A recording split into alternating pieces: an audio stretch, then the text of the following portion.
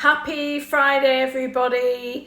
Now, let's jump straight into it. Managing children on holidays whilst running a hospitality business, especially if you've got during peak times, it requires thoughtful planning, strategic delegation, and a deep understanding of fairness of your team. Really does, and it is really difficult beyond the shadow of a doubt.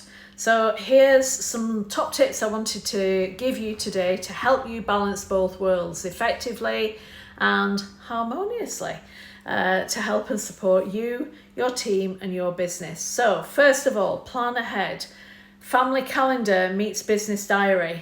Amalgamate them if you can. Why does it matter? Your peak trading periods are rarely a surprise, but aligning family expectations with business demands starts with a realistic calendar and being really clear. So some tips to look out for is block off your non-negotiable family moments early. For example, key days out or a mini break where you can get cover, etc.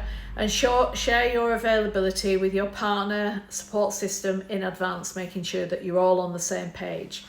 Communicate with your team early about your presence, planned flexibility or possible absences, because then you'll be able to help and support your team to be able to deliver in peak times. Engage your children in the experience of all of this, what you're doing to plan, so that they understand why it matters, because children can feel forgotten or pushed aside during high stress times unless included appropriately, unless they understand it, unless they get it, and it's really hard. So it's really important to do that. Tips are, depending on their age, get them involved. Small tasks like folding napkins if you're in hospitality, or welcoming guests with a smile, or if it's appropriate, or checking in on supplies can help them feel proud and connected. And make it fun. Turn short business trips or supplier runs into a mini adventure. Visit a farm shop, a beach or a cafe en route, and help and support your family to actually enjoy these elements. And set expectations clearly. Mum or dad needs to work for 2 hours a day, then we'll go out to do X together. So for example, what I do in this situation, because I'm running a couple of businesses myself during the summer holidays, for example, is I'll get up at 5 o'clock in the morning, I'll get all my emails done, all my tasks done that is set for the day. And by the time the children are awake, I get organised, and then we go out for the day, bearing in mind that they know that I might have to take a couple of calls if that's in the diary, or if it's not, then that's okay. So it's about managing expectations, excuse me, and then setting expectations clearly for the family as well as your team in the business. So, and then make it fun, make it what we're going to do together. And it's something they can help you in the business, that's all well and good. And then empower and trust your team. This is massive for a lot of business owners. And why does it matter? Well, you can't be everywhere at once, and to scale your business or grow your business, you cannot do everything. Do not be an operator in your business, because that will be the downfall of your business. And business owners are normally the chokehold of any business. It's where we are in our mindset and where we are and what we are doing. And if we're operators, we're not owners. So leading well means preparing others to succeed without you constantly overseeing every single detail. And it's all about training and developing them and making sure that everybody is on the same page, they're all working towards the right mission, vision, ethics and values in the business, and they've got the clear goals in mind.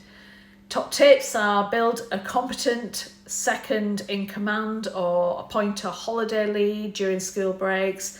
I listened to a call, well, I was on a call this morning early on, and it's a lady, she's actually on my mentoring program, and it's a lady who is heart-centered healing, And she uses horses to do this. And what she was saying really resonated with team building, but it also in leadership.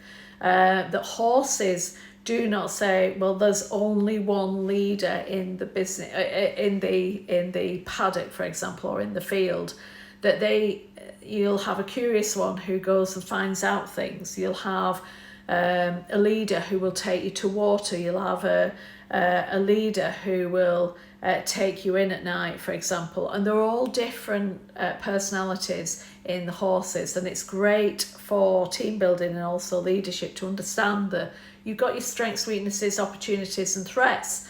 And what motivates and demotivates your team, use that. I use it with every single client of mine. We find out about the whole team to help you run more efficiently than ever. So have a think about that. Have a think how you could do that during school breaks. So could you lengthen that in all the time? Because my mission is to help 1 million busy business owners, managers and teams to live your best lives by being emotionally, physically, mentally and financially free from your businesses. And by doing this, it'll help and support you to achieve that. So delegate responsibilities ahead of time so people understand what they're meant to do, being really clear. Outline what success looks like during your partial absence and set up daily or weekly check-ins via a phone or Zoom if needed, but avoid micromanaging at all costs because that will have the negative effect and that's not what you want. Use shift rotation fairly and creatively. Why does it matter? Well, it's a peak time for your business and your team's families as well. So fairness equals retention plus respect. And that's important because some of your team may have families and be going through the same challenges you are. So see how you can help and support them too. Top tips, offer staggered shifts so more team members can enjoy some family time too. Introduce short reward shifts or time off incentives for team members who help you cover critical times. If possible, consider early morning or late evening availability when your children may be with another caregiver, or if your children are going to a club, a sports club and so on.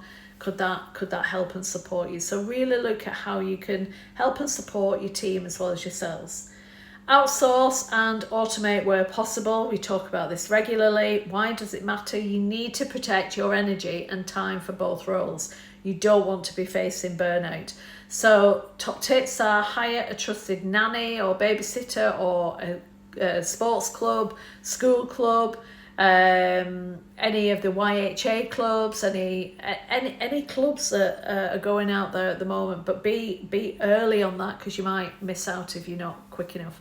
Or sign your children up to local holiday clubs, for example, sports clubs, or for a few hours per day, which gives you that space to get your work done. Use tech to your advantage, automations for booking systems, staff rotas, social media and ordering stock, like the baseline, but there's so much more you can do with it. And batch work admin tasks for early mornings or evenings if it requires your attention. And then look at setting clear boundaries and be present in the moment. And this is so important at this critical time. Why does it matter?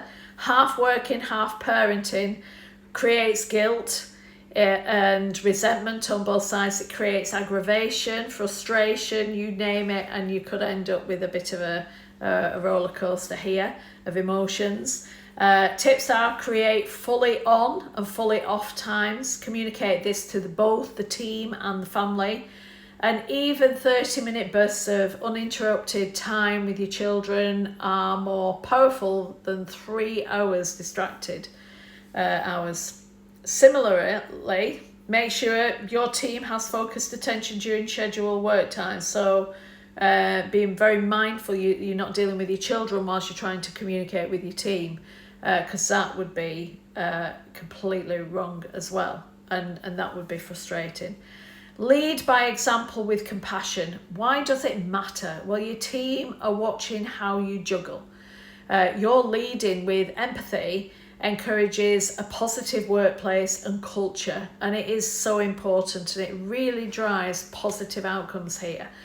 Tips are: acknowledge that balancing family and business is tough for everyone, and share how you're managing.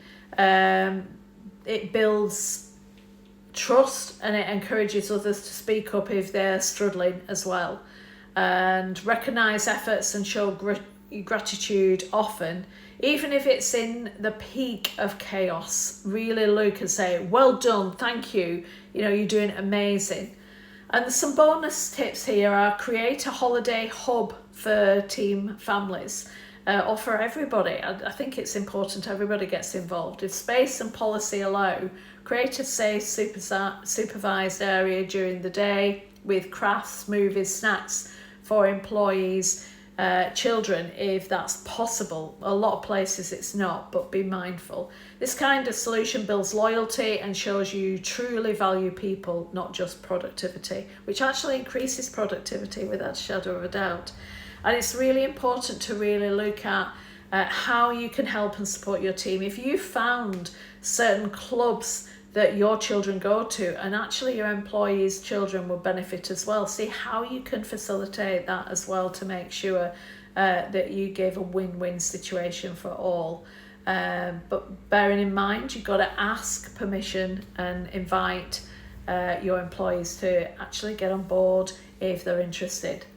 So I hope that's helped. There's a lot to go through with regard to learning how to manage your business, but also a hospitality business in peak times when it is school holidays, but also managing family time as well. And it happens all year round, not just at peak times, but it's actually managing it effectively. The key is communication, clarity, and actually, being present in both camps at the right times, and being over communicative, should I say, because it's important that you communicate, you listen, you talk, and come up with a plan together as a team to help and support everybody. So no resentment, frustration, anger creeps in, but create that culture that you're helping each other as a family, as a team, so that you can build a positive culture.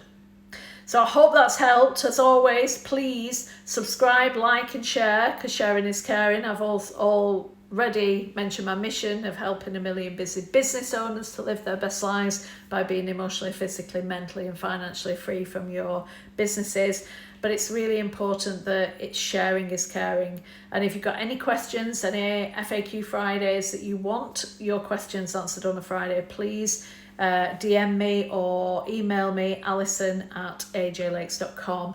But do press the subscribe button and the notification so you're notified when any new FAQ Friday or Showcase Sunday pop. I hope that's helped. Have an amazing day, and I look forward to seeing you very soon. Take care, and thank you for joining me. Thank you for listening. Take care.